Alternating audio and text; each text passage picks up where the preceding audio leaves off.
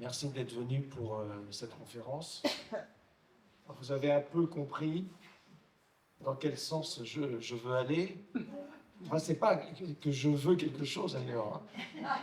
On veut rien du tout en philosophie. Mais il y a des choses qui, à un moment, s'imposent, voilà, d'elles-mêmes. Donc, quand je disais que ce thème de l'illusion m'a semblé de plus en plus problématique parce que, bon, quand on est jeune, je ne sais pas pourquoi, mais on adore ce thème de l'illusion.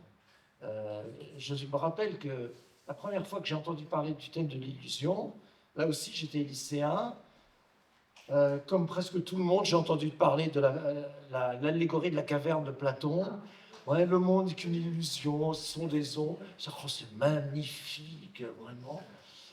Et puis petit à petit, quand même, au fil des années, c'est quand même curieux, quand même, on vit que dans des ombres. Tout autour de nous n'est que des ombres. Il y a quelque chose qui ne me satisfaisait pas du tout. Bon, et avec ce que j'ai dit tout à l'heure, vous avez compris pourquoi aussi, quand j'ai commencé d'étudier le Vedanta, évidemment, en général, on commence par Shankara, bon, ce qui est normal. Bon, Shankara, c'est le premier grand philosophe du Vedanta. Mais il a quand même une façon de parler de l'illusion, c'est-à-dire que par moments, on a même l'impression qu'il ne parle que de ça. Il parle plus de l'illusion que de Brahman, quelquefois. Et je me disais, mais pourquoi? Pourquoi est-ce que l'illusion, c'est la condition de la libération? Est-ce qu'on est nécessairement obligé de croire à l'illusion pour se libérer? Et en réalité, non. Parce que ce que j'ai découvert aussi, tout à l'heure, j'ai parlé de mon maître, Michel Hulin, à la Sorbonne, qui était justement un philosophe de l'Advaita Vedanta. Mais évidemment, il ne disait pas tout. Il y a des choses qu'il laissait de côté, parce que ça le gênait peut-être un petit peu. Parce que le Brahma Sutra, donc, le texte que j'ai mis au tableau là, qui est attribué donc, à cet auteur qu'on appelle Badayarana. On ne sait rien de cet auteur. Hein. Très souvent, de toute façon, on ne sait pas grand-chose des auteurs en Inde. Les textes, ce sont quelquefois des noms qui sont simplement à consonance brahmanique, mais on n'est pas sûr qu'il y ait eu quelqu'un de ce nom, de Badarayana. Peu importe. En tout cas, quand on lit les Brahma Sutras, ce que disent les spécialistes aujourd'hui, parce que alors moi aussi, voilà, je suis dans une position un petit peu, je suis un peu entre deux chaises, parce que ici, j'ai bien conscience qu'il y a beaucoup de gens qui sont dans une pratique très forte de l'Advaita, et moi, je n'ai pas du tout envie que vous receviez ce que je vais dire, vous voyez, comme une espèce d'attaque, ou c'est pas du tout ça. C'est simplement, je vais essayer d'expliquer pourquoi ce thème de l'illusion me paraît un thème, au fond, de plus en plus difficile à comprendre. Et moi, c'est vrai que par ma formation, alors, en Occident, c'est vrai qu'on est plutôt intellectuel, comme on dit, entre guillemets, c'est-à-dire qu'on accorde beaucoup de crédit à l'intelligence, à l'intellect. C'est vrai. Mais ce n'est pas parce qu'on accorde beaucoup de crédit à l'intellect qu'on ne fait appel qu'à cela. Non, bien sûr. Quand on est dans le Vedanta, on sent bien que par moments, Shankara, il nous demande aussi de faire des expériences. Il le dit bien, hein, il dit, il suffit de méditer sur une parole, et après il faut laisser cette parole résonner en soi. Et donc là, il dit, voilà, il faut la laisser résonner jusqu'à ce que se produise quelque chose dans le mental, dans le sujet. Bon. Donc il n'y a pas que de l'intelligence dans le Vedanta. Mais qu'est-ce que disent ces spécialistes du Vedanta, qui sont universitaires, Ils disent que ce texte, Brahma Sutra, il était probablement d'inspiration dualiste. Dualiste, c'est-à-dire Dvaita.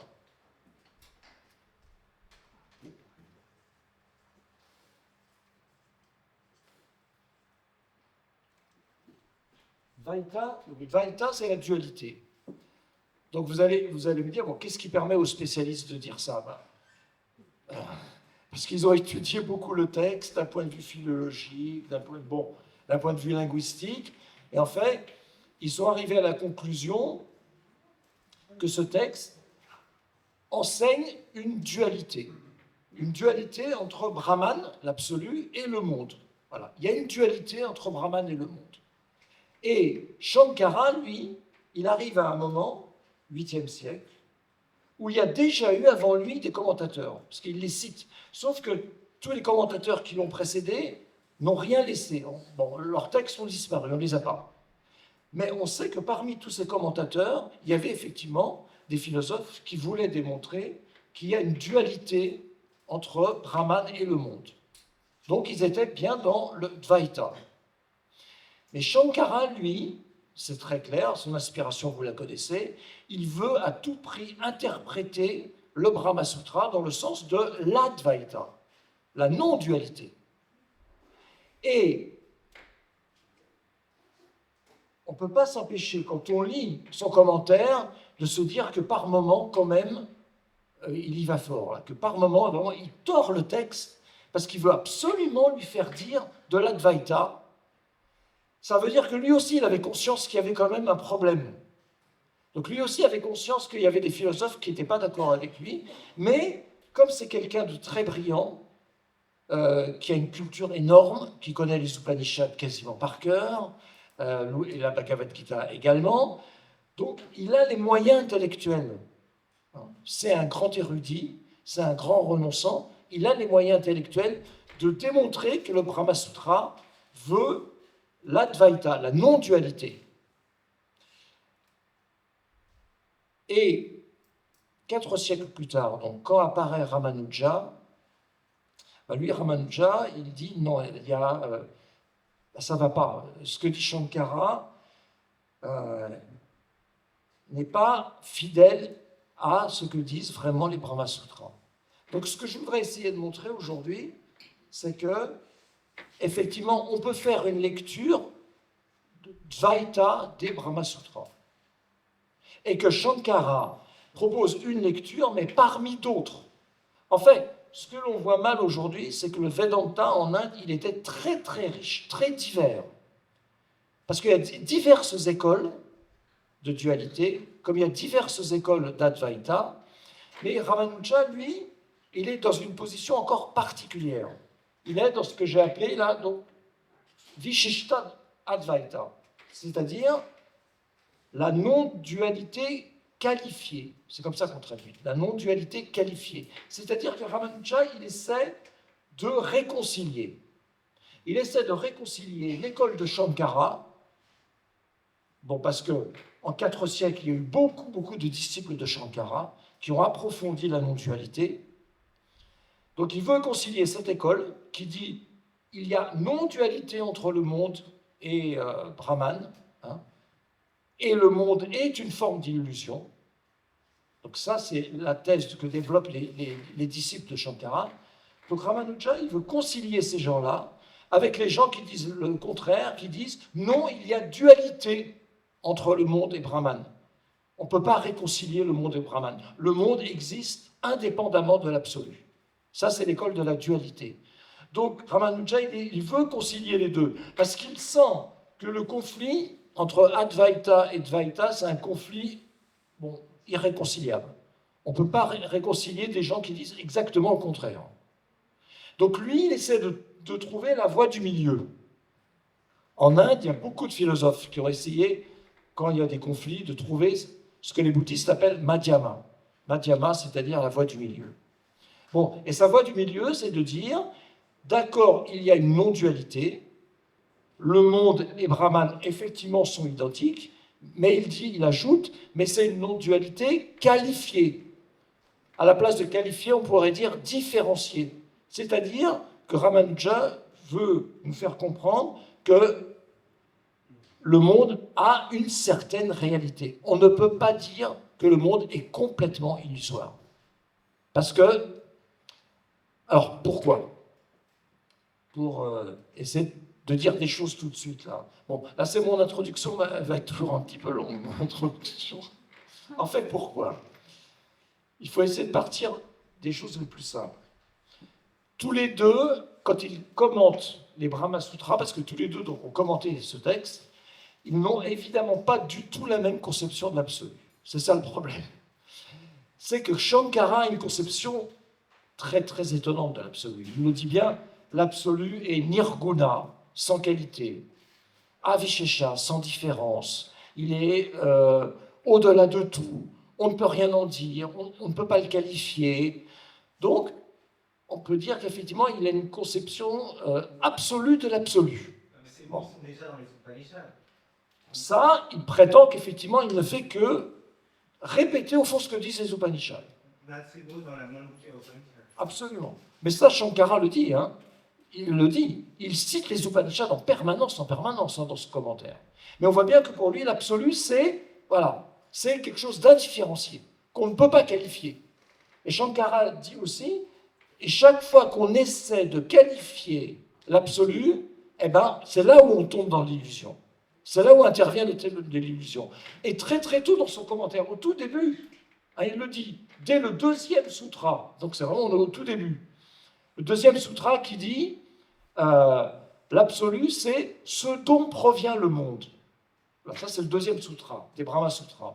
L'absolu, c'est ce dont provient le monde. Or, qu'est-ce qu'il dit Shankara? Il dit, attention, là, ça veut dire quoi? Ça veut dire qu'on fait de l'absolu la cause du monde. Et Shankara dit, mais non. L'absolu, ce n'est pas une cause.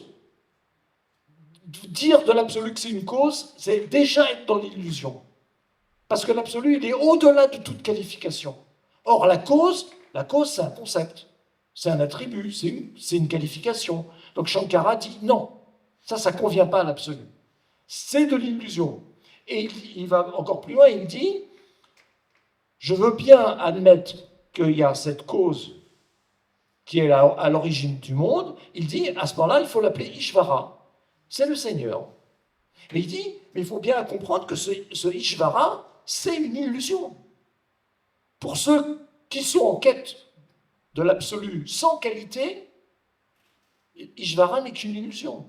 Et ça, Shankara, il nous dit noir sur blanc, au tout début de son commentaire. Et là, il y a quelque chose que Ramanuja, lui, ne peut pas accepter. Alors, pourquoi il ne peut pas l'accepter? Parce que il vit dans un milieu entièrement dévotionnel. Le Tamil Nadu du XIIe siècle, c'est la grande terre de la dévotion.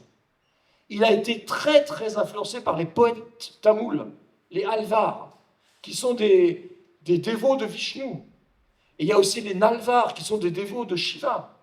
Donc lui, Ramanuja, la simple idée que Ishvara, que Dieu est une illusion, pour lui, c'est irrecevable. Évidemment, c'est irrecevable. Quand vous croyez en Dieu, vous ne pouvez pas dire, ben oui, mais Dieu, de toute façon, ce n'est qu'une illusion, il y a quelque chose au-delà de Dieu. Ben non.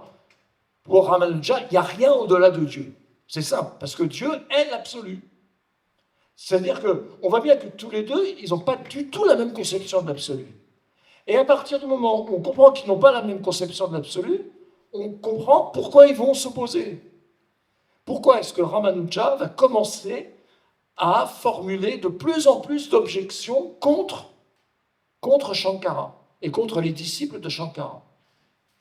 Et c'est ça que je voudrais essayer de vous montrer aujourd'hui. Quel type quel type d'objection il utilise? Parce qu'il y en a une parmi toutes ces objections qui, moi, me paraît très forte et qui est justement la dernière objection. Bon. Mais là, évidemment, je n'ai pas encore commencé avec la première. Bon. Alors, il y en a 7. Voilà, il appelle ça le septuple échec de Shankara. Voilà, le septuple échec de Shankara. Mais entre eux, les philosophes indiens, ils ne sont pas tendres. Hein. Mais ils peuvent se le permettre parce qu'ils savent qu'ils sont renonçants. Shankara est un renonçant, Ramanuja est un renonçant. Donc, entre renonçants, on peut se dire ce que l'on veut. Voilà. Donc, il dit à Shankara, voilà, toi, tu as échoué. Moi, je vais te montrer pourquoi tu as échoué. Shankara étant évidemment 4 siècles plus tôt, quand même, vous avez compris. Alors, donc ça, c'était un petit peu mon introduction. C'est clair pour tout le monde? Oui. Alors, je prends mes lunettes, parce que sinon je suis un peu perdu sans mes lunettes.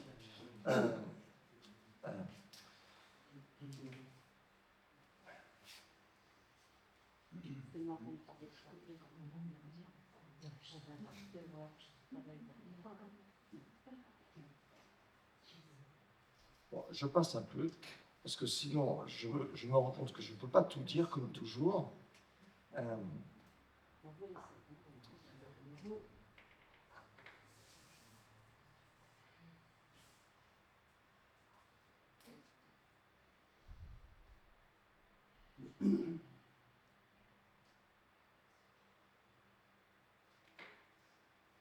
Alors donc, quand on entre dans le commentaire de Ramanuja, au Brahma Sutra, lui aussi, voilà, dès le début, qu'est-ce qu'il veut essayer de montrer? Il veut montrer que c'est pas en tant qu'adversaire de Shankara qu'il prend la plume, c'est parce que il dit qu'il faut effectivement approfondir l'Advaita, parce que lui aussi, vous voyez bien, il fait partie de la même école, l'Advaita, et il faut l'approfondir en essayant de résoudre ce qui est pour lui le problème fondamental, c'est le problème de l'illusion. Parce que là aussi, il ne faut pas que ce que je dise prête à malentendu. Ce que veut montrer Ramanuja, ce n'est pas qu'il n'y a pas d'illusion. Ça serait là franchement un petit peu puéril de vouloir montrer ça. Bien sûr qu'il y a des illusions, mais pour lui, s'il y a des illusions, c'est le mental humain qui en est la source. Si nous vivons dans un monde d'illusions, si cette expression a un sens, pour lui, c'est parce que le mental, effectivement, pour X raisons, dont on pourra parler tout à l'heure, et ça c'est un petit peu en dehors de mon exposé, le mental projette sur la réalité absolue de Dieu, puisque pour Ramanuja, l'absolu c'est Dieu. Donc le mental projette sur Dieu des qualités, des désirs, des attributs qui ne lui conviennent pas, et donc c'est ainsi que le mental crée de l'illusion. Par exemple, je vous donne un exemple simple, croire que parce que je suis dans la dévotion, Dieu va répondre à toutes mes attentes. Ben non, Dieu ne répondra pas à toutes mes attentes. Ça, c'est pas un attribut de Dieu. Dieu, il n'est pas là pour répondre aux attentes des humains. Mais vous retrouvez ça aussi dans la théologie occidentale. Hein. Vous retrouvez ça aussi chez les théologiens catholiques ou protestants. Donc là, c'est l'exemple typique de quelqu'un en fait, qui crée de l'illusion par son propre mental. Hein. Il s'imagine que, je ne sais pas d'ailleurs ce qu'il s'imagine que Dieu est, en tout cas, il se fait une certaine représentation de Dieu. Et ça, dit Ramanuja, à partir du moment où on commence à se représenter Dieu, là, oui, on risque de créer de l'illusion. Parce que Dieu, il est au-delà de nos représentations. Hein, donc, ce n'est pas exactement ce que dit Shankara, mais vous voyez, il accepte quand même bien l'idée que si Dieu est absolu, ça veut dire que Dieu est au-delà aussi de nos représentations simplistes et puériles de Dieu. D'où la nécessité de comprendre, effectivement, qu'est-ce qu'il y a derrière ce mot Dieu. Parce que Ramanuja, à aucun moment ne se dit que Dieu n'existe pas. Il a tellement été élevé dans un milieu de dévotion que ça ne lui vient pas à l'idée que Dieu pourrait ne pas exister. Non, lui, ce qu'il essaie de comprendre, c'est qu'est-ce qu'on met derrière ce mot Dieu? Quelle réalité exactement on donne à ce mot Dieu? Et surtout, comment cette réalité qu'on appelle Dieu est en rapport avec le monde qui lui existe. Parce que vous avez compris, donc pour Ramanuja, le monde a une existence. Et il le dit aussi au début. Il dit, si on croit en Dieu, si on pense que l'absolu c'est Dieu, et pour lui c'est Vishnu, il dit, en aucun cas le monde ne peut être une illusion. C'est comme si on disait, Dieu crée une illusion. Mais Ramanuja dit, mais ça n'a aucun sens de dire ça. Alors, soit pour lui c'est même une forme d'athéisme. On pourrait très bien imaginer un athée qui dise Dieu crée de l'illusion. Mais pour Ramanuja, non, ça n'a aucun sens. Donc, d'une certaine manière, il faut bien admettre qu'il y a de la réalité dans ce monde. Peut-être que tout n'est pas réel dans ce monde. Ça, c'est autre chose. C'est ce que je viens de dire. Hein, parce que nous ne cessons de projeter sur le monde. Des désirs, des fantasmagories. Donc, il se peut bien que tout ne soit pas réel dans le monde, mais ça ne veut pas dire que le monde est illusoire. Donc, lui, sa préoccupation, c'est, voilà, qu'est-ce qui est réel dans ce monde? Parce qu'il faut bien qu'il y ait quelque chose de réel dans ce monde, sinon ce monde n'aurait pas été créé par Dieu. Dieu, il ne peut pas créer un monde qui n'a pas de réalité. Ça, c'est pas possible pour Ramanuja. Donc ce qui l'intéresse, c'est d'essayer de relier les deux. Le monde et Dieu. Sachant que le monde n'existe pas autant que Dieu. Et là, effectivement, là, il donne en quelque sorte raison à Shankara, c'est-à-dire que, même en français comme en sanskrit d'ailleurs, hein, on a les mêmes problèmes. En sanskrit, as, c'est le verbe être, as, bon, qui donne sat. Sat, c'est l'être. Asat, c'est le non-être. Mais en sanskrit comme en français, quand vous dites Dieu est, vous dites aussi sat, sadishvara. Mais quand vous dites le monde est, vous utilisez le même verbe être. Et en français, quand vous dites Dieu existe, et vous dites le monde existe, mon ami existe, vous utilisez le même verbe exister. Mais vous voyez bien que ce verbe exister ne peut pas avoir exactement le même sens quand vous l'appliquez à Dieu et quand vous l'appliquez au monde. Donc là, Ramanuja reconnaît que oui, le monde existe, mais il n'existe pas sur le même plan exactement que Dieu. Ils n'ont pas la même existence, puisque Dieu c'est l'absolu et que le monde, lui, n'est pas absolu. Le monde, c'est simplement ce qui est relié à l'absolu.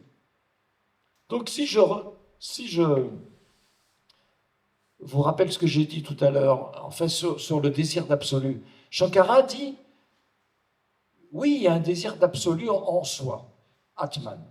Ce désir d'absolu en soi, on peut le comprendre parce que le monde dans lequel soi évolue, le monde dans lequel chacun de nous évolue, ce monde-là est bien relié à l'absolu. Et c'est ça qui lui donne de l'existence, c'est parce qu'il est relié à l'absolu. Donc pour Shankara, qu'est-ce que c'est que le but de la philosophie? C'est de montrer, et qu'est-ce que c'est le but de son commentaire? C'est de montrer tout ce qui peut relier le monde des êtres humains, le monde des vivants, hein, Jiva. Qu'est-ce qui relie ce monde des vivants à l'absolu? Voilà. C'est ça qui fait que le monde se met à exister. Et plus on prend conscience de tout ce qui nous relie à l'absolu, plus on prend conscience que ce monde, effectivement, il existe. Sinon, dit Shankara, si le monde était une illusion, comment est-ce qu'il pourrait se relier à l'absolu? Ramanuja, pardon. Ramanuja, merci. Voilà, et quelquefois, merci. Pour Ramanuja, si le monde était une illusion, comment est-ce qu'il pourrait nous relier à l'absolu? Parce qu'une illusion, elle ne peut pas nous relier à l'absolu. Une illusion, au contraire, elle nous éloigne de l'absolu. Donc, vous voyez, tout ça, c'est pour vous donner juste une idée de l'esprit dans lequel il entreprend ce commentaire. Donc, pour lui, il y a un enjeu fort. Un enjeu, c'est de montrer que on ne peut pas déréaliser le monde. Ce n'est pas possible. On ne peut pas mettre le monde sur le plan d'une pure illusion. Ça, ce n'est pas possible. Et ce qu'il reproche à Shankara, c'est de donner des arguments, en tout cas, à ceux qui disent que le monde est une illusion. Parce qu'il y a aussi un autre argument qu'il faut prendre en compte, c'est que il y avait des penseurs à cette époque, entre Shankara et Ramanuja, qu'on appelle les bouddhistes. Les bouddhistes, ils ont joué un grand rôle dans la philosophie indienne, parce que c'était de grands logiciens, de grands dialecticiens. Bon, il y a eu de très grands philosophes bouddhistes, et qui étaient en débat avec les disciples de Shankara en particulier. Et les bouddhistes, eux aussi, insistent beaucoup sur cette idée que le monde est une illusion et que la réalité ultime, elle est au-delà de l'illusion. Donc, il faut bien voir que chez Ramanuja, il n'y a pas seulement le désir donc, de répondre à l'école de Shankara, de trouver des objections contre Shankara, mais il y a aussi l'idée de répondre aussi aux bouddhistes. Parce qu'il trouve que les bouddhistes parce que les bouddhistes, même si à l'époque de Ramanuja, ils sont, en fait, globalement, ils sont déjà en grande récession. Ils ont déjà été, on peut dire même, ils ont déjà été chassés de l'Inde, au XIIe siècle. Mais ils ont quand même laissé une empreinte très très forte sur toute la philosophie indienne, et les bouddhistes. Donc on ne peut pas les ignorer. Donc, il y a aussi cette idée chez Ramanuja de répondre aux bouddhistes, de répondre à cet argument tout est illusion, l'absolu est au-delà de l'illusion. Lui, il dit non. Ça aussi, c'est inacceptable. Alors, comment il va s'y prendre? Comment il va s'y prendre pour formuler ces objections?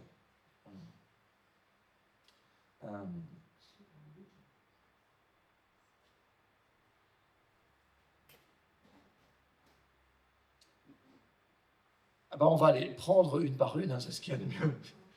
Parce que, alors, ce qui est difficile aussi, c'est que Ramanuja écrit dans un sanskrit difficile, très technique, qui est certainement pas réservé à n'importe qui à son époque. Donc ça rend pas la lecture de son texte facile, mais là aussi, ce sont des renonçants, donc ce sont des gens qui passent une moitié de la journée en méditation et qui passent l'autre moitié de la journée à essayer de retranscrire leurs idées, leurs arguments. Et puis, c'est toujours l'idée qu'il faut essayer d'être concis. Les Indiens essaient comme ça de trouver des formes concises parce que pour les disciples, pour que les disciples puissent mémoriser par cœur ce qu'a dit Ramanuja, il se doit de s'exprimer en quelques mots de la façon courte, sans trop développer, vous voyez. Donc, il formule cette objection. Alors, je ne sais pas si on aura le temps de voir les 7, mais bon, vous me direz, si vous sentez que je n'ai pas le temps, il faudra absolument que je parle de la 7e, parce que c'est celle qui me paraît importante. Mais je ne peux pas non plus commencer par la 7e, parce que ça serait un peu étrange. Alors, première objection. Ramanuja dit, mais elle vient d'où cette illusion? Alors lui, il ne le dit pas comme ça, c'est moi, c'est avec mes mots. Lui, il dit, l'illusion a-t-elle un support? Ashraya. Donc il utilise un terme technique, support. Parce qu'il dit, voilà, qu'est-ce qui permet à Shankara de parler de l'illusion? Elle vient d'où son idée? Est-ce qu'il a fait une expérience de l'illusion? Est-ce qu'il y a quoi derrière ça? Parce que quelqu'un qui accorde autant d'importance à l'illusion, on peut lui demander, bon, monsieur Sannyasi Shankara, pourquoi est-ce que tu parles autant de l'illusion? Est-ce que ça t'a traumatisé? Est-ce qu'il y a quelque chose derrière? Donc, la première objection de Ramanuja, c'est ça vient d'où? Et il dit, enfin, il y a deux réponses possibles, données par les disciples de Shankara. Il y en a qui disent, le support de l'illusion, c'est l'absolu lui-même, Brahman. Et à ceux qui disent, non, ça ne peut pas être l'absolu, le support de l'illusion, c'est Jiva, c'est l'être humain individuel, c'est l'être vivant individuel, Jiva.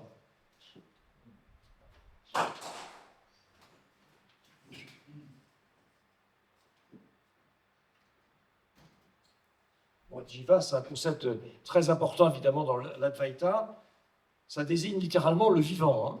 Donc, c'est tout être vivant, individualisé, ça c'est Jiva. Bon. Et Ramanuja va montrer que aucune des deux réponses est satisfaisante. Voilà. Pourquoi? La première, si vous dites que c'est l'absolu lui-même qui est le support de l'illusion. Alors c'est vrai qu'il y a beaucoup de passages dans les Brahma Sutras où, en fait, on a le sentiment vraiment que l'absolu produit en quelque sorte, sécrète l'illusion. Comme si l'illusion... et au fond c'est logique, parce que Shankara dit seul l'absolu existe. Tout le reste est illusion. L'absolu existe. Brahman. Et pourtant, il dit, mais il y a de l'illusion. Donc, cette illusion, d'une certaine manière, elle vient bien de l'absolu. Et même, il le dit, alors encore de façon plus claire, il dit, ah oui, cette illusion, on peut en parler comme de la Maya. Hein? Schopenhauer appelait ça le voile de Maya. Et Shankara lui dit pas le voile de Maya, il dit simplement Maya. Ou on pourrait dire simplement avidya. Avidya, l'inconnaissance.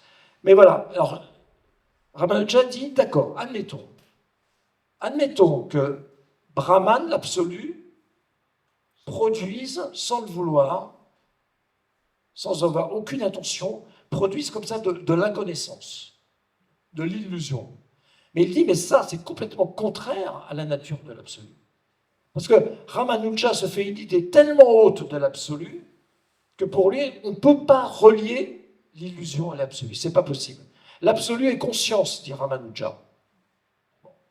Alors il utilise un mot qui est un peu ambivalent, il utilise le mot jnana.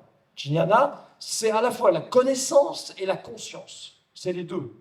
Connaissance, conscience. Il dit, voilà, tout le monde, tous les Védantistes seront d'accord pour dire que l'absolu est connaissance, conscience.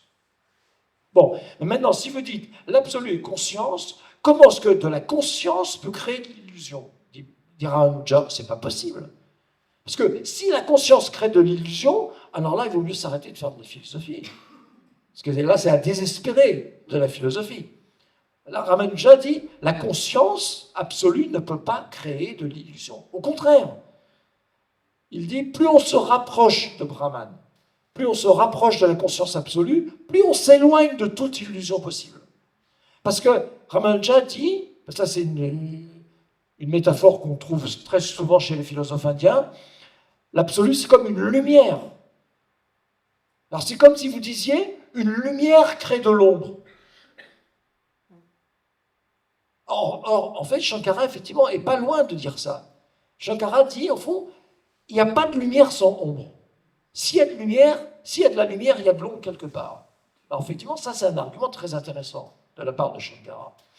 Mais Ramanuja, ça ne le satisfait pas, parce qu'il dit, oui, mais cette lumière, plus elle s'intensifie, parce que pour lui, cette lumière, c'est Dieu, vous avez compris. Hein. Donc la lumière de Vishnu, plus elle va s'intensifier, plus elle va repousser toute ombre possible. Donc il dit, admettons, vous avez une petite lampe, bon d'accord, vous éclairez votre table, et effectivement, autour de la table, il y a de l'ombre, ça, il n'y a pas de doute. Mais imaginez, voilà, vous faites une espèce d'expérience de pensée, vous agrandissez cette lumière, donc cette lumière devient infinie. Ça, c'est la définition de Dieu pour Ramanuja. Dieu est lumière infinie. Bon, c'est une lumière infinie, elle repousse toute ombre possible, dit Ramanuja. Il n'y a plus de possibilité d'ombre. Au fond, parce qu'il dit, s'il y a de l'ombre, c'est qu'on n'est pas dans une lumière infinie. C'est qu'on est dans une lumière relative, dans une lumière humaine. Voilà, j'ouvre ma lampe, j'allume ma lampe, bien sûr qu'il y a de l'ombre autour du cercle de lumière, mais là, on est dans la réalité humaine. Mais il dit maintenant, si on se place sur le plan d'une lumière infinie, on ne voit pas ce que ça voudrait dire, une ombre.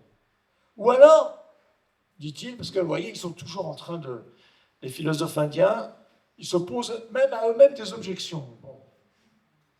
Ou alors, dit-il, il faudrait imaginer une ombre infinie. Voilà. L'illusion, ce serait une ombre infinie qui entoure la lumière infinie.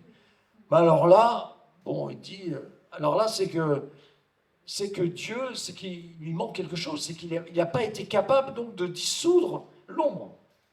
À ce moment-là, il dira, ben, alors à ce moment-là, c'est pas Dieu. Je ne sais pas ce que c'est, mais c'est pas Dieu. Parce que pour lui, dans sa conception de Dieu, une lumière infinie ne peut pas être entourée d'ombre. Une lumière infinie, c'est la disparition de toute ombre possible.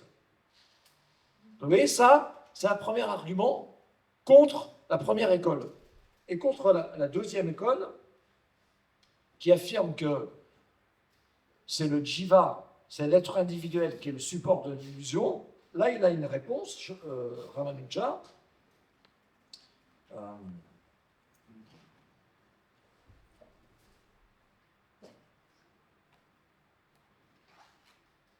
Il dit,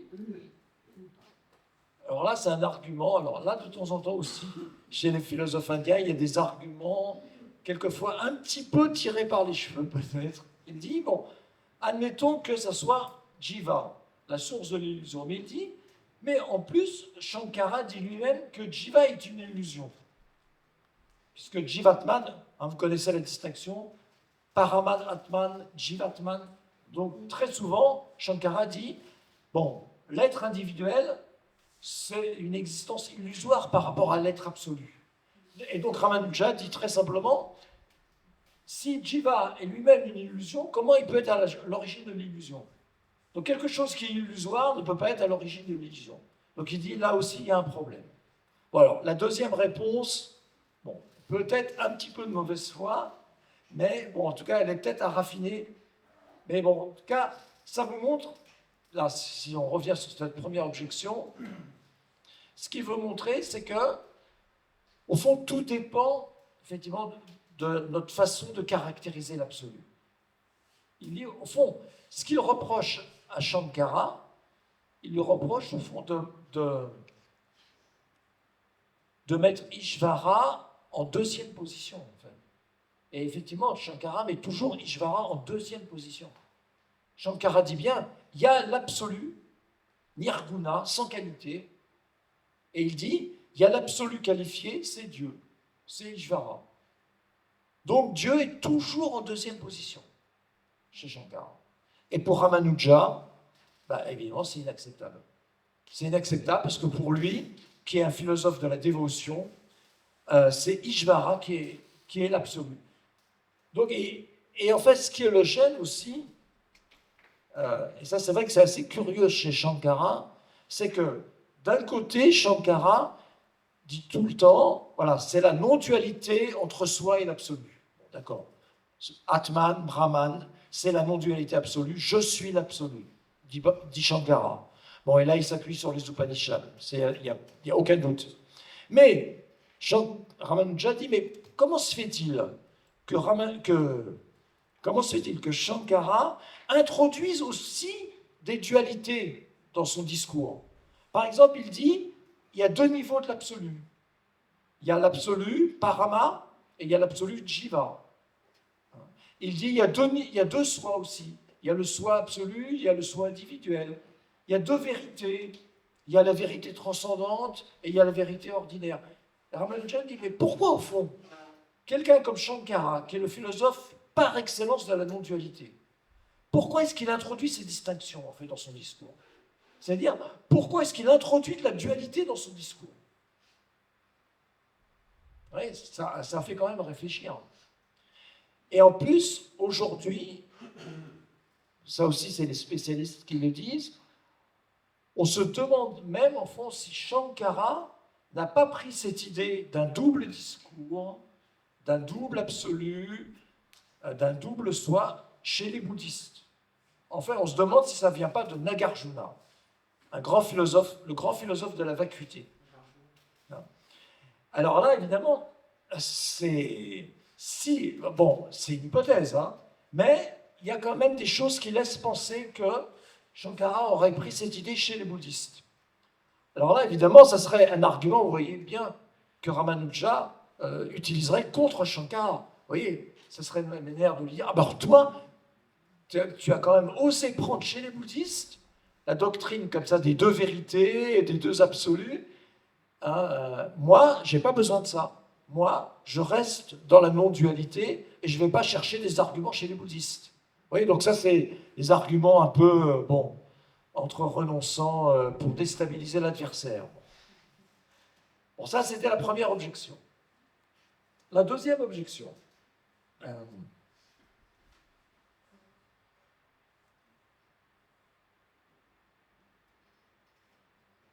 Shankara, quand il parle de l'illusion, il laisse entendre que l'illusion vient cacher l'absolu, Brahman. L'illusion, en fait, c'est ce qui nous empêche de voir l'absolu. Et tout à l'heure, Yogananda Swami Sarasvati a bien utilisé le mot de surimposition, qui vient de Shankara. Hein. C'est adhyasa en sanskrit. Mais là aussi, pour Ramanuja, il dit, mais ça pose quand même des problèmes de dire ça. Parce que comment est-ce que l'absolu peut être caché? Ça voudrait dire que l'illusion, à un certain moment, sera même plus forte que l'absolu. Ça voudrait dire donc que l'illusion, avidya, serait capable de cacher la réalité de l'absolu. Il dit, mais alors, est-ce que c'est encore une réalité absolue? Une réalité qui est cachée. Est-ce qu'on peut appeler ça une réalité absolue? Dit Ramanuja. Il dit, ben non, non. Une réalité absolue ne peut être cachée par rien. C'est ça, justement, sa définition. Qu'est-ce que c'est que l'absolu? C'est ce qui ne peut être caché par rien. Donc il dit à Shankara, toi, tu es en train de me faire croire que l'illusion peut cacher l'absolu. Donc ça voudrait dire, au fond, que l'illusion aurait presque un caractère absolu elle-même, et qu'elle serait même plus forte que Brahman. Donc il dit, non, ça c'est pas possible. Là, ça va trop loin. Au fond, vous voyez bien qu'il est en train de dire que Shankara accorde beaucoup trop d'importance en fait, à l'illusion dans son discours philosophique. Et en fait, c'est ça en fait, qui gêne Ramanuja de plus en plus. Parce qu'il dit, dans un discours de la non-dualité, de quoi doit-on parler? De l'absolu et seulement de l'absolu. C'est tout. Or, il dit, Shankara, lui, il parle beaucoup de l'illusion. Alors, évidemment, pour dire après, il faut se libérer de l'illusion. Oui, mais à force de parler de l'illusion, il y a un moment où on peut se demander, mais est-ce qu'on peut s'en libérer de l'illusion? Elle est tellement forte, cette illusion, elle est tellement présente dans le monde, on lui accorde tellement de puissance qu'à un moment, on peut se demander, mais est-ce qu'on peut mettre fin à cette illusion?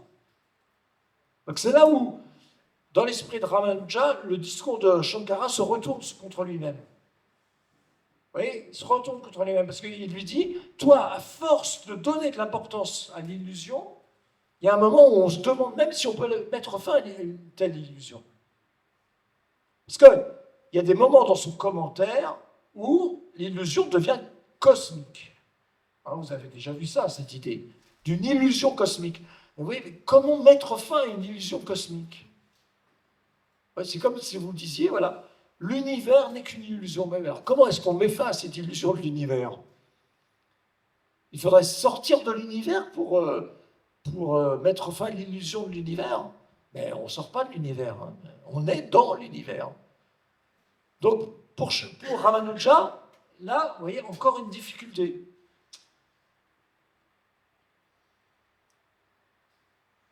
Et il dit, dans d'autres passages, Shankara dit que l'illusion, c'est ce qui vient détruire la lumière de l'absolu.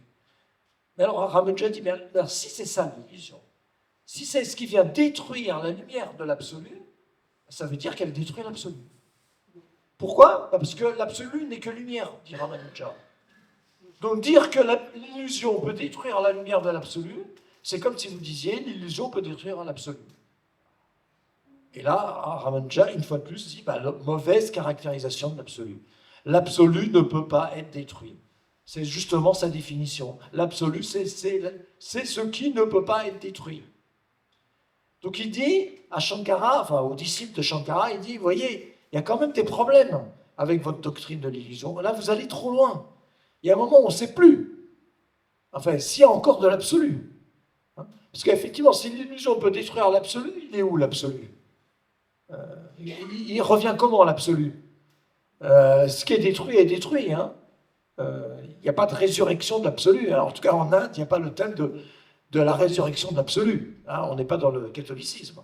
Ce n'est pas la résurrection du Christ. Donc, là, il y a encore une difficulté hein, pour Ramanuja. Ça, c'était la deuxième objection. Troisième objection.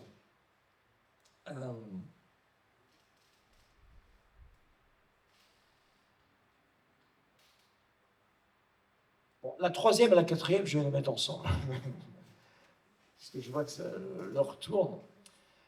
Ça, c'est une objection. Alors, on sent que dans son esprit, dans l'esprit de Ramanuja, c'est une objection forte. Il dit, voilà, maintenant, l'illusion dont tu parles, est-ce qu'elle est réelle, cette illusion, ou est-ce qu'elle est irréelle? Et là, il va montrer que ça pose des problèmes. En fait, qu'est-ce que dit Shankara par rapport à ça? Parce que Shankara, effectivement, s'est posé la question dans son commentaire. Il dit, voilà, l'illusion, en un sens, elle a une forme de réalité, mais en un sens, elle est l'irréalité. Sinon, ça ne serait pas l'illusion. Qu'est-ce qu'il dit, Shankara? En fait, il s'en sort avec une doctrine, et là aussi, on se demande si ça ne viendrait pas des bouddhistes. Il dit, l'illusion, comme d'un côté on peut dire qu'elle est, d'un côté on peut dire qu'elle n'est pas, donc elle est et elle n'est pas. Mais comme disent aussi les bouddhistes, on peut dire aussi on ne peut dire ni qu'elle est, ni qu'elle n'est pas. Ça fait vraiment penser à Nagarjuna, le grand dialecticien. Et il dit, elle est avachaniya. Avachaniya. Ça veut dire, elle est indescriptible. Alors là, Ramanuja dit, alors là quand même, qu'est-ce que ça veut dire? Elle est indescriptible. Alors, de temps en temps, Shankara nous dit, l'illusion est une puissance, etc. Et là, tout d'un coup, elle nous dit, elle est indescriptible. Alors, comment se fait-il, voilà? Comment se fait-il que Shankara ne soit pas capable de décrire l'illusion? Parce qu'effectivement, si l'illusion a un tel pouvoir, si elle a une telle puissance, on doit quand même être capable de la décrire. Et Shankara dit non, avachaniya, indescriptible. Et ça, c'est repris par tous les disciples de Shankara. Chaque fois qu'on les attaque là-dessus, ils disent avachaniya, ouais. Indescriptible, indescriptible.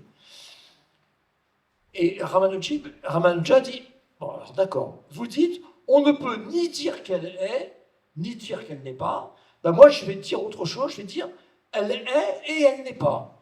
Pourquoi pas? Qu'est-ce qui m'empêche de dire ça?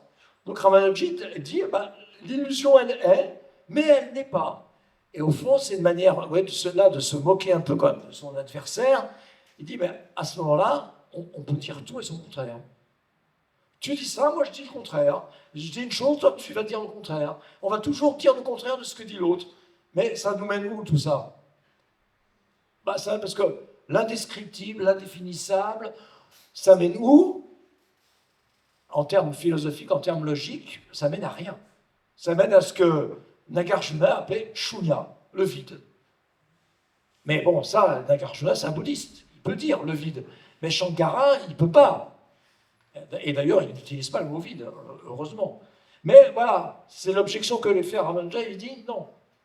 Là, tu es en train de nous perdre, là. Hein, en disant avachaniya, tu es en train de nous perdre.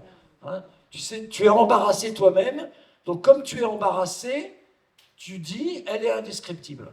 Hein, mais c'est trop facile. À ce moment-là, chaque fois qu'on va être embarrassé, en philosophie, on va dire, ah, mais c'est indescriptible. Alors, évidemment, c'est un peu quand même de mauvaise foi, il faut reconnaître ici ce que dit Ramanuja. Pourquoi? Parce que quand Shankara dit « elle est indescriptible », c'est une manière de dire que si on veut approcher un peu plus l'illusion, il faut l'approcher à travers des expériences. C'est en ce sens-là qu'elle est indescriptible. Parce que dans toute expérience, il y a quelque chose d'indescriptible. Hein? Ça, si vous... Indescriptible. Mais ce n'est pas une illusion. Non, il est bien réel.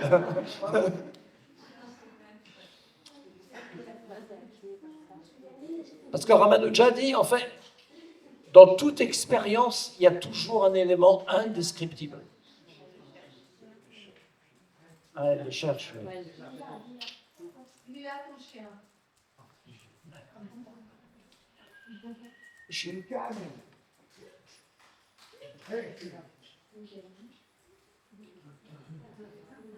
Je pense que... La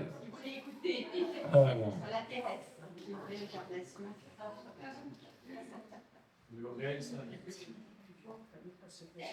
En fait, je pense que vous avez tous fait vous-même l'expérience de ce qu'il y a d'indescriptible dans l'expérience.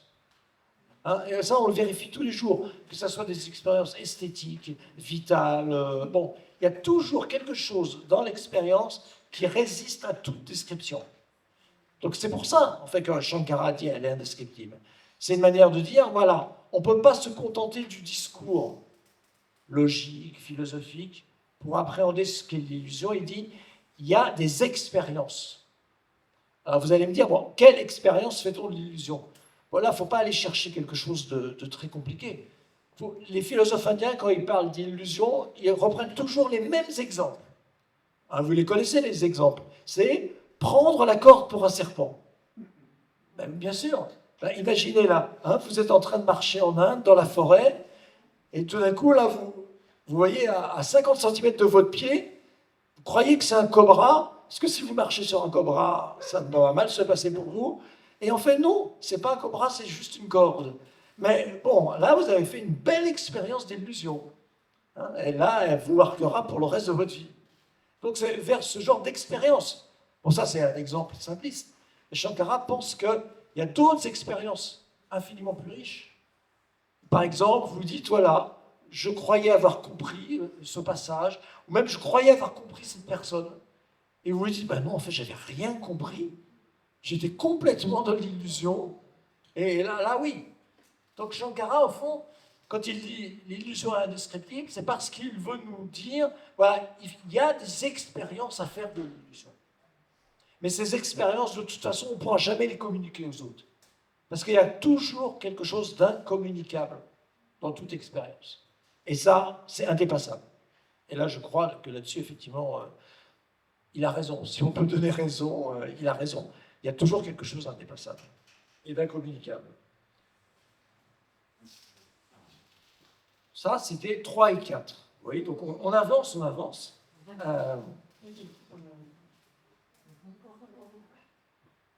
Alors maintenant, parce que Shankara, effectivement, il n'a pas qu'une seule façon de caractériser l'illusion. En fait, globalement, la 5e illusion, elle repose sur l'idée que les disciples de Shankara, au fil des siècles, ont compris qu'on ne pouvait pas voir l'illusion seulement comme quelque chose de négatif. Ils disent au fond, ce qui gêne l'être humain en général, quand on aborde l'illusion, c'est que l'être humain voit trop l'illusion comme quelque chose de négatif. Or, les disciples disent, non, en fait, l'illusion, c'est quelque chose, l'illusion, elle a une existence positive. Qu'est-ce que ça veut dire, son existence positive? Ça veut dire que l'illusion, c'est pas seulement l'absence de l'absolu, c'est pas seulement l'absence de la réalité, c'est quelque chose qui s'oppose à la réalité. C'est ça, son existence positive. C'est-à-dire que l'illusion, elle a ce pouvoir positif de contrer la réalité, de faire disparaître la réalité. Ça, j'en parlais tout à l'heure. Et donc ça, les disciples, ils appellent ça, voilà, Bhavarupa. Bhavarupa, c'est-à-dire, elle a une forme positive. Donc, elle a une forme d'existence. Mais, que répond Ramanujan?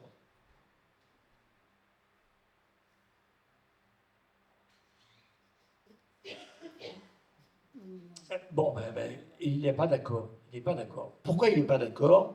Parce que lui, en reste à une caractérisation négative de l'absolu.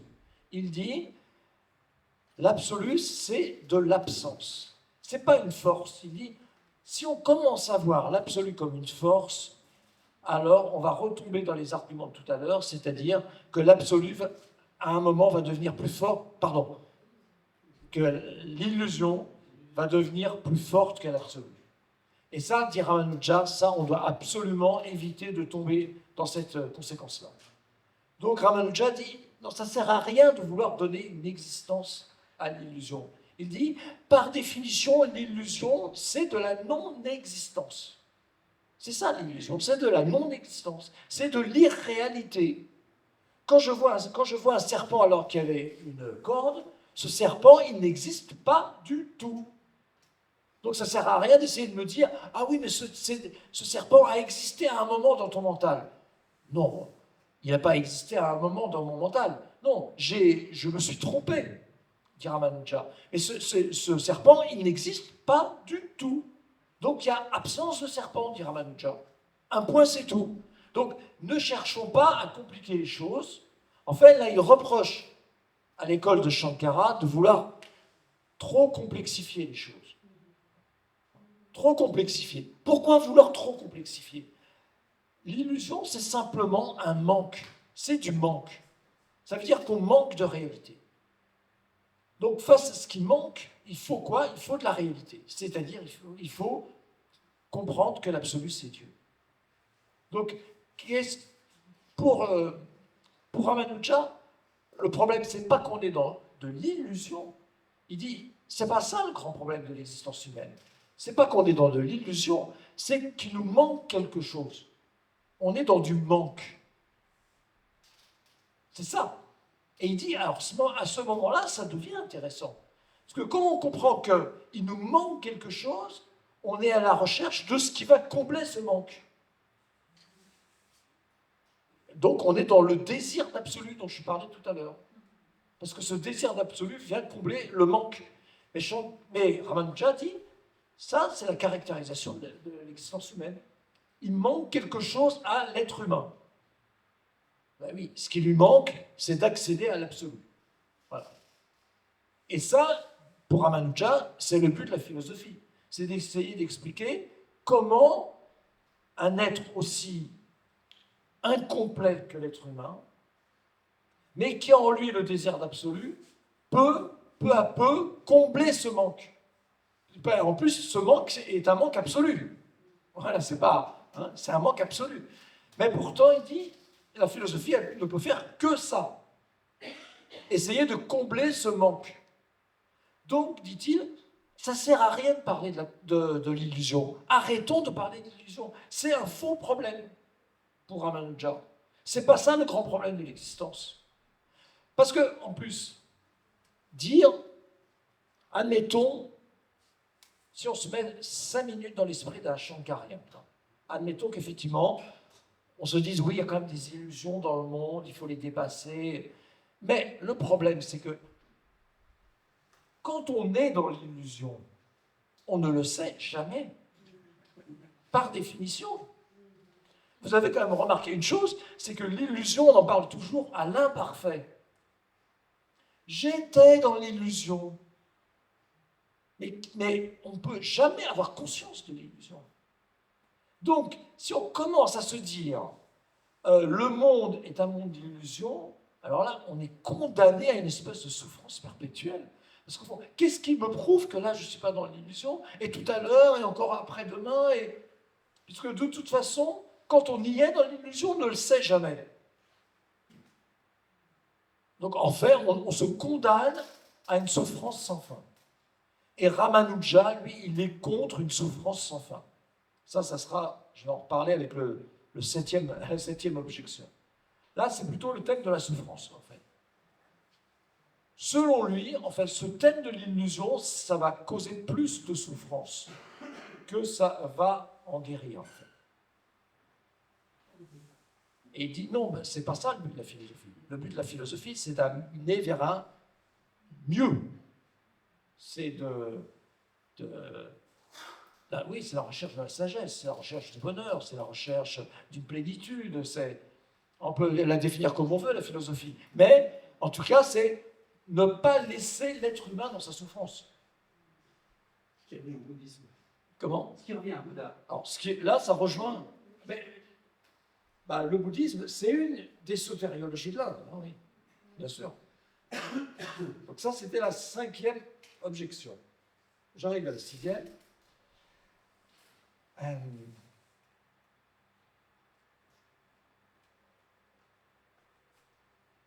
Alors ça, là aussi, c'est un argument qui est très fort dans son esprit.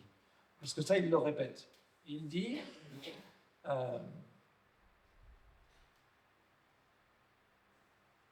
Shankara croit que la connaissance peut mettre fin à l'illusion. Et ça, Ramanuja dit, ça, c'est pas vrai. C'est pas vrai. La connaissance ne met pas fin à l'illusion. La connaissance, elle peut même entretenir l'illusion quelquefois, avoir même l'effet contraire. Mais Ramanuja dit, croire que la connaissance seule, et ça, Shankara le dit souvent, hein, jnana, la seule connaissance. Croire que la seule connaissance peut détruire l'illusion, Ramanuja dit, ça, non. Ça ne marche pas. Parce que dans la vie de tous les jours, ça ne marche pas. Parce que, là aussi, il ne s'agit pas de me croire, il s'agit de renvoyer à votre propre expérience. Quand vous êtes face à quelqu'un qui est dans l'illusion. Est-ce que vous allez dire à cette personne, tu sais, tu es dans l'illusion, voilà, vraiment, certainement pas. C'est la meilleure manière d'enfermer cette personne dans son illusion, de lui dire ça. La meilleure manière. Il ne faut surtout pas lui dire ça. Il faut vous arranger, si vous le croyez vraiment sincèrement. Il faut vous arranger pour la faire sortir de l'illusion, oui, mais certainement pas en lui disant « Voilà, tu es complètement dans l'illusion, tu ne vois pas que... » Non, la personne ne peut pas recevoir ça, c'est impossible. C'est impossible de recevoir ça. Donc, Ramanuja dit, la connaissance, elle fait beaucoup de choses, mais elle ne détruit pas l'illusion. Elle ne peut pas détruire l'illusion. Une différence avec l'expérience, c'est pas synonyme la Ah non. connaissance, vous l'avez dit tout à l'heure. Alors, tout à l'heure, j'ai dit que connaissance était souvent synonyme de conscience. Je n'y ai là, le même mot que conscience. Mais connaissance, c'est encore un autre mot. C'est encore un autre mot en sanskrit. Hein. Soit c'est boga, soit c'est anubhuti, enfin bon. Mais il y a d'autres mots, mais ce n'est pas jnana. Jnana, c'est conscience, connaissance. Si je fais l'expérience de la réalité, c'est-à-dire de l'absolu, Oui. je suis conscient et j'ai la connaissance et la conscience. Oui, oui. La conscience et la connaissance, c'est le même mot. Mais l'expérience, c'est encore autre chose. L'expérience. Parce que là, dans l'expérience, en fait, une expérience, elle a quelque chose d'existentiel, qui met votre existence en jeu. Mais la connaissance, en fait, la connaissance, on va pas se mentir, la connaissance ce n'est pas toujours existentielle. Moi, je connais beaucoup de gens qui sont très érudits, très savants, tout ce que vous voulez, et qui ont une conscience existentielle du monde au ras des pâquerettes. Vous voyez ? Leur conscience existentielle leur expérience existentielle du monde, ils ont beau savoir des choses, ça ne se traduit en rien dans leur vie. D'ailleurs, c'est ça le drame aujourd'hui. Pourquoi est-ce qu'il y a un sommet sur le Vedanta ? Parce qu'on se rend bien compte aujourd'hui dans la vie de tous les jours, moi j'entends tout le temps ce discours de gens qui savent. Alors là, on est entouré de savants. Hein, qui continuent de faire des expéditions dans l'Antarctique pour voir à quel point ça va mal. Mais on a envie de dire, mais comment on va arrêter ce qui va mal ? Parce que c'est bien beau de faire d'envoyer des expéditions les unes après les autres pour constater que ça va de plus en plus mal. Mais ça arrête quoi ? Ça arrête rien. Hein, vous avez beau faire toutes les mesures que vous voulez, vous n'arrêtez rien. La connaissance, elle n'arrête rien. Mais c'est bien ça le drame. Ça fait quand même plus de 2000 ans qu'on en a conscience de ça. La conscience, la connaissance, la conscience n'a jamais rien arrêté. Les philosophes, ils n'ont jamais arrêté une guerre. Les saints n'ont jamais arrêté une guerre. Jamais. Ça ne marche pas. Donc, quand Ramanuja dit « la connaissance ne peut pas détruire l'illusion », c'est ça. Il dit non. Qu'est-ce qui peut détruire l'illusion ? C'est la grâce de Dieu. C'est tout. Il dit, il n'y a que Dieu qui peut détruire l'illusion. Parce qu'il est l'absolu. À condition que l'être humain s'abandonne à Dieu. Parce qu'il dit, Dieu, oui, Dieu c'est la puissance absolue. Dieu, il est omnipotent, omniscient. Hein, il a ces attributs-là dans la religion vishnouite. Donc il dit, oui, un être qui a la puissance absolue peut détruire l'illusion. Mais qu'est-ce que c'est que la connaissance à côté ? Et en plus, la connaissance humaine, elle est tellement fragile, la connaissance humaine. Vous voyez, tout à l'heure, on parlait de physique. Bien sûr que ça donne presque le vertige, quelquefois, la physique quantique, et toutes ces choses-là. Mais en même temps, on sait très bien que la connaissance humaine est très fragile. Très, très fragile. Que des choses qui nous paraissent vraies aujourd'hui peuvent être remises en cause dans 20 ans, dans 30 ans. Ça, on le sait. Donc, là, Ramanuja pense tenir un argument fort quand il dit « la connaissance seule ne pourra jamais libérer de l'illusion ». Et puis même si vous pensez, là aussi, si on veut parler de notre monde actuel, bon, regardez la psychanalyse. Aujourd'hui, vous avez très très peu de psychanalystes qui accepteraient de vous dire « oui, la catharsis existe, La catharsis dont parlait Freud, c'est fini, les psychanalystes n'en parlent plus. Hein, l'idée que tout d'un coup, ça y est, je vais avoir une révélation, je vais tout comprendre sur mon Édipe, etc., sur mon enfance, tout ça, c'est fini. La connaissance, elle ne débouche pas nécessairement sur une expérience. Ça, on le sait, c'est le drame humain, hein. Mais ça fait partie de la réalité humaine. Mais quand on a la grâce. Mais la grâce, C'est la connaissance. mais la grâce, attention, la grâce, on ne peut pas la demander. La grâce, elle vient ou elle ne vient pas. Vous ne demandez pas la grâce. On n'est pas en train de faire un sacrifice védique, en train de demander des choses à Dieu. Non, ça ne marche pas avec Vishnu. Hein. Non, on fait ça. Il donne s'il veut donner, en quelque sorte. Enfin bon, ça ne s'obtient pas, avec des moyens humains, non. Et donc j'en arrive à la 7e objection, qui paraît importante. Parce que là, ce qui m'a surpris en lisant... aujourd'hui, Ramanuja, il faut bien le dire, il est beaucoup moins étudié que Shankara. Ça, il n'y a pas de doute. Et en particulier des indianistes. La plupart des indianistes ne connaissent même pas Ramanuja. Ils n'ont jamais mis le nez dans le commentaire de Ramanuja. Mais le peu que j'ai lu, j'ai été frappé de voir que les indianistes, n'accordent pas d'importance à cette 7e objection dont je vais parler maintenant, et qui pourtant, moi, me paraît vraiment, vraiment intéressante. Ramanuja dit, alors moi j'appelle ça donc l'objection éthique. Ramanuja dit, Shankara affirme que le monde est une illusion. Bon, d'accord, admettons. Mais dans ce monde, il y a ce qu'on appelle dukkha, la souffrance. Hein, la souffrance, la misère. Il dit, mais alors, est-ce que ça veut dire que la misère aussi, elle est illusoire, hein? Et là, Ramanuja dit, ça c'est inacceptable éthiquement. C'est inacceptable religieusement, c'est inacceptable éthiquement. On ne peut pas dire à quelqu'un qui souffre que sa souffrance est une illusion. Ce n'est pas possible. Et en tout cas, c'est certainement pas comme ça qu'on va aider cette personne à moins souffrir. Et moi, je trouve vraiment intéressant cet argument parce que, bon, il y a quelques lignes, hein, c'est juste quelques lignes de Ramanuja à la fin donc, de son commentaire là, sur l'illusion, mais je trouve que aujourd'hui, ça a une certaine résonance. Ça a une certaine résonance parce que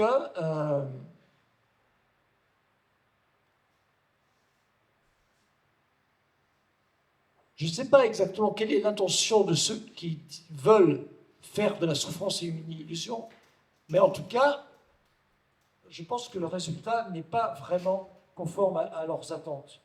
Parce que ce n'est pas en disant « ma souffrance n'est pas réelle » que je vais atténuer ma souffrance. Ce n'est pas en disant « ma souffrance, vous voyez, n'a rien de réel, elle n'est qu'illusion » que je vais me donner les moyens de combattre la souffrance. Et surtout, dit Ramanuja, parce que la souffrance, elle concerne tous les êtres humains. Et même plus que les êtres humains, tous les êtres vivants. Donc il dit, on est pris dans une chaîne, la chaîne des actes, karma bandha, hein, la chaîne des actes. Bon, ça, c'est la doctrine du Karman, hein, que vous connaissez bien. Il dit, puisque nous sommes tous pris dans cette chaîne des actes, c'est parce que nous sommes pris dans cette chaîne des actes que nous souffrons. Et cette chaîne, donc, elle est bien réelle. Et notre souffrance, elle est bien réelle. Et c'est parce que notre souffrance est réelle que nous sentons, par exemple, en adéquation avec un animal qui souffre. Parce que sinon, vous voyez, ça peut être étrange de dire ah ben non, cet animal qui souffre, enfin il ne souffre pas, ce n'est qu'une illusion. Ben non, c'est pas une illusion. L'animal aussi, il souffre. Tout être vivant a une forme de souffrance. Les biologistes vous disent que les plantes ont aussi une forme de souffrance. Bon, alors évidemment, ça pose beaucoup de problèmes éthiques peut-être, parce que quand j'arrache une carotte, Bon, si je me dis que la carotte souffre, alors là, je ne peux plus manger de carottes.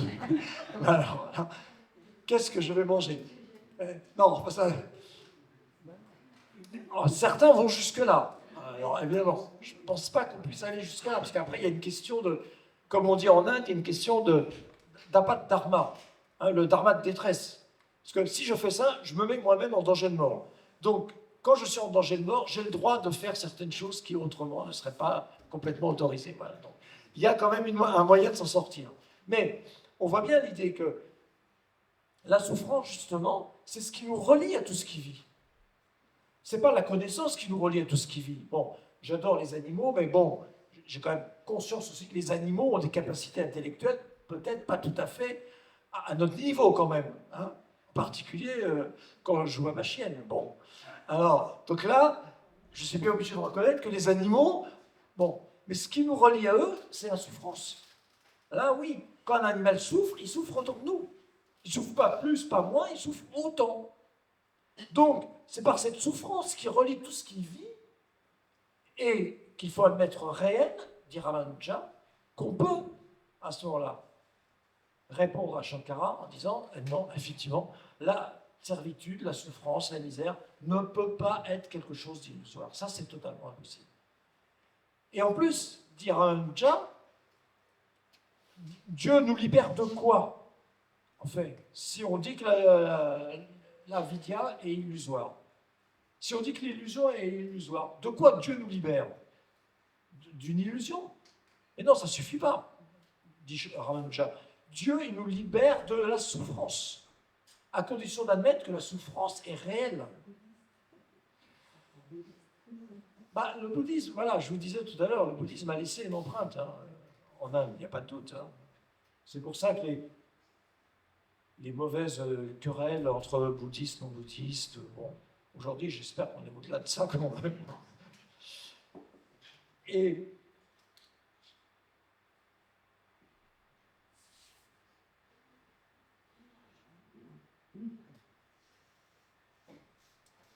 ben, je voulais justement vous lire un passage de ce commentaire de Ramanuja que j'ai traduit.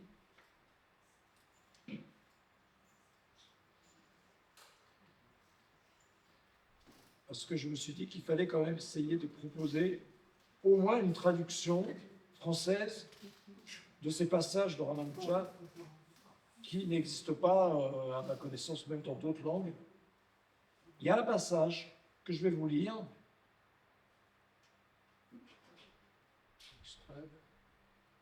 Pardon? Alors, c'est extrait d'un livre que j'ai fait paraître cette année qui s'appelle Philosophie indienne, chez l'éditeur Vrin. Donc, c'est un livre collectif que j'ai dirigé, donc on est 5 philosophes, et donc on a traduit 7 des 9 textes qui sont dans ce livre n'ont jamais été traduits en français. Et donc, c'est vraiment des textes inédits. Donc, quel texte inédit de Ramanuja? Ben, c'est une partie de son commentaire. Donc, c'est le Shrivashya. C'est une partie du Shrivashya. Le début de son commentaire, ce que j'ai fait, ce dont je vous ai parlé aujourd'hui. Alors, voilà ce qu'il dit. Quant à enseigner la proposition suivante, 2 points, ouvrez les guillemets. Seule la connaissance intuitive de l'unité entre l'absolu et soi-même assure la cessation de l'illusion métaphysique. Donc ça, c'est Shankara. Hein. Cela est infondé, parce que la servitude, qui existe absolument, ne peut pas être supprimée par la connaissance intuitive. C'est comme si l'on se permettait de déclarer que la servitude est illusoire, quand on sait que sa nature propre consiste dans le bonheur et le malheur, tels qu'ils échoient aux êtres célestes, aux humains et au reste des vivants, ainsi qu'à leurs corps respectifs et aux lieux qu'ils habitent, étant entendu que cela résulte des actes bons ou mauvais. Nous l'avons déjà déclaré auparavant, ça il se répète, ça c'est normal, hein. On se répète en philosophie. La cessation de la servitude revêt la forme suivante, 2 points. Elle s'obtient uniquement par la grâce de la personne suprême, Vishnu, que la dévotion intense de ses amis agrée. Vous voyez? Donc là, vous avez un passage donc, qui est à la fin donc, de son commentaire sur la septième objection, enfin, la fin de la formulation de la septième objection, et là on voit bien que pour lui, tout ce qui le sépare de Shankara, au fond, c'est que Shankara, selon lui, n'est pas allé jusqu'à admettre qu'il n'y avait qu'un seul absolu, et que cet absolu, c'est Dieu. Ramanujan ne peut pas accepter cette idée de dire qu'il y a deux absolus. Parce que pour lui, dire qu'il y a deux absolus, c'est rabaisser Dieu. Et lui, en tant que philosophe de la dévotion, il ne peut pas accepter qu'on rabaisse Dieu. Donc, la caractérisation d'absolu n'étant pas la même, on voit bien qu'ils en déduisent des choses différentes, et on voit bien pourquoi, chez Ramanuja, il faut bien que la servitude, effectivement, l'illusion, eh ben, oui, elle est une forme de réalité, hein. Mais une réalité qui fait souffrir. L'illusion, elle fait souffrir. Et c'est parce qu'elle fait souffrir que c'est la grâce de Dieu qui peut nous en libérer. Parce que la connaissance seule, elle n'atténue pas les souffrances de l'être humain. Ça se saurait quand même, hein, depuis le temps, si la connaissance pouvait atténuer la souffrance humaine. Et tous les jours, on fait l'expérience du contraire. Tous les jours, on voit, dit Ramanuja, que la connaissance, elle, n'atténue aucune misère, aucune souffrance. Donc, si l'illusion, effectivement, elle nous touche, c'est en tant que souffrance. C'est à partir du moment, en fait. Il faudrait revenir sur ce que je disais tout à l'heure. Hein. Ramanuja dit, en fait, il y a du manque en l'être humain. Ce manque aussi nous fait souffrir. Donc les deux se rejoignent. S'il y a de l'illusion, oui, c'est de l'illusion qui nous fait souffrir. C'est ça surtout qui intéresse Ramanuja. Ce n'est pas l'illusion en tant que telle, c'est l'illusion en tant qu'elle nous fait souffrir. Et c'est parce qu'elle nous fait souffrir qu'on veut y mettre fin. Sinon, vous avez beaucoup de philosophes qui disent que les illusions, à la limite, sont préférables à la réalité. Alors là, si vraiment on va aller dans l'argument de l'illusion, on pourrait dire qu'en un sens, il vaut mieux préférer l'illusion à la réalité, puisque la réalité fait souffrir, et que l'illusion, au contraire, fait du bien. Oui, on pourrait très bien, alors là, complètement renverser Shankara, en disant, d'accord, vous voulez parler d'illusion, mais à ce moment-là, allons, restons dans l'illusion. Pourquoi aller dans la réalité? C'est ce qu'on voit aujourd'hui. C'est ce qu'on voit aujourd'hui. Hein. Comment, en fait, certaines illusions sont entretenues parce que c'est une manière, au fond, de ne pas reconnaître la réalité. On ne dit pas oui. Pardon? On ne dit pas oui, parce qu'on ne l'a pas vu. On ne l'a pas vu. Eh ben, parce qu'on voit, c'est ça, parce qu'on ne sait pas qu'on est dans cette illusion. Oui. Excusez-moi. Allez-y. Et qu'est-ce qu'ils disent sur la naissance et sur la mort? Est-ce Sur que la c'est naissance? la naissance ou la mort? Est-ce que c'est une illusion pour eux? Pour Ramanuja, non. Ah, Non, non. c'est la... On est pris dans la naissance, c'est le résultat d'une vie antérieure. Ouais. Ah oui, il adhère complètement à la doctrine du karma. Ma naissance dans cette vie est la résultante d'une vie antérieure. La mort n'est pas une illusion. Et la mort, il n'y a pas de mort, de toute façon. Ah. Dans la croyance aux vies antérieures. Selon ce que j'ai fait dans cette vie, je me réincarnerai dans une vie future, ou bien je trouverai le moyen de me libérer. Ou bien je trouverai le moyen de me libérer. Mais pour beaucoup d'Indiens, la mort, c'est quelque chose qu'ils évoquent à peine. Hein. Est-ce qu'on a vraiment besoin de parler de la mort? Oui, La servitude, oui, banda. quel mot sanskrit? C'est banda. C'est le mot banda qu'il utilise pour la servitude. C'est pas samsara. Enfin, si, samsara, il l'utilise aussi. Hein. Mais c'est le mot banda. Banda. Donc, quelle idée derrière, quel concept? Bah, banda, ça veut dire le lien. Hein, en yoga, on l'utilise beaucoup. Hein, les bandas en yoga. Banda, c'est le lien. Donc, il voit servitude au sens le lien créé par les actes, par le karma. Voilà, c'est ça le samsara. Karma bandhana. Voilà, karma bandha. Enfin, plutôt karmanam bandha. Karmanam bandha. Hein. Karmanam bandha. Oui. Vous avez dit tout à l'heure dans votre discours que l'illusion vous posait problème. Et en ayant lu Ramanuja, vous n'avez plus ce problème. Ah bah, après, comme je le disais tout à l'heure, il y a aussi toutes les illusions qui sont en permanence créées par notre esprit. Or, de ces illusions-là, on a beaucoup plus de mal à se défaire d'une certaine manière. Parce que notre esprit aussi crée de l'illusion en permanence. Et ça, Ramanuja reconnaît qu'elle existe, cette illusion-là. Mais c'est uniquement le mental qui en est à l'origine. C'est pas l'absolu. Pour Ramanuja, on ne peut pas rendre l'absolu responsable de l'illusion. C'est pas possible. C'est comme si vous disiez Dieu est responsable de l'illusion. Un théologien ne peut pas accepter ça. Oui, Ce que je trouve intéressant, en remontant un petit peu dans l'histoire, oui. Ramanuja dit des choses qui sont assez proches du Coran. Donc je pense qu'il Du Coran. Oui, l'abandon à Dieu et tout ça. Ah oui, oui, oui. Je pense qu'il l'ignorait, Oui. très certainement. Oui, Par contre, je pense que Shankara avait un objectif politique, c'est de donner un coup de grâce au bouddhisme, Ah parce que l'enseignement du Bouddha détruit le système des castes, oui, et il était déjà affaibli à l'époque. oui, oui. Alors on remonte, le Bouddha c'est 1000 ans avant Shankara. Si je remonte 1500 avant Jésus-Christ, c'est donc le début de la mise sous forme du Rig Veda, Ouais. qui à mon avis inclut de la tradition dravidienne des gens qui étaient en Inde, 40 000, 30 000, 20 000 avant Jésus-Christ, il y a très longtemps ce qu'affirment les scientifiques.